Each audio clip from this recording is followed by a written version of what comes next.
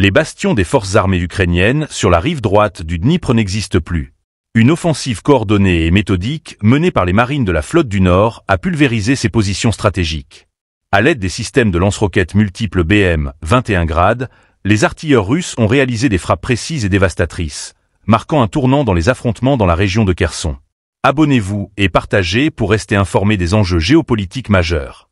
Selon les informations fournies par le ministère de la Défense russe, l'opération s'est déroulée de manière exemplaire. Les coordonnées exactes des cibles ont été transmises aux équipages des grades, qui, après un calcul rapide des trajectoires, ont déchaîné leur puissance de feu sur les bastions ukrainiens. Une fois leur mission accomplie, les véhicules ont immédiatement regagné des zones sécurisées pour recharger, démontrant une efficacité tactique bien rodée.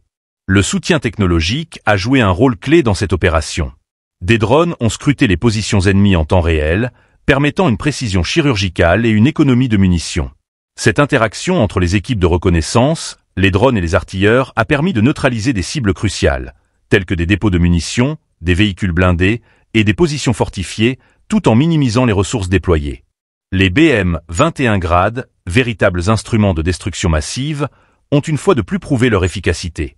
Avec une portée opérationnelle dépassant 20 km, ces lanceurs de roquettes sont capables de couvrir de vastes zones en quelques instants.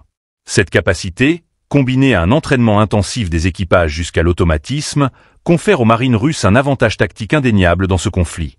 Les frappes ne se limitent pas à la région de Kherson.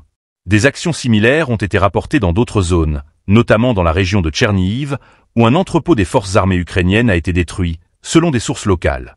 Ces offensives répétées témoignent d'une stratégie offensive visant à affaiblir les capacités logistiques et opérationnelles des forces ukrainiennes sur plusieurs fronts.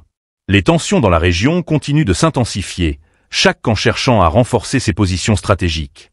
Cette récente opération russe démontre une montée en puissance des tactiques combinant technologie et force brute.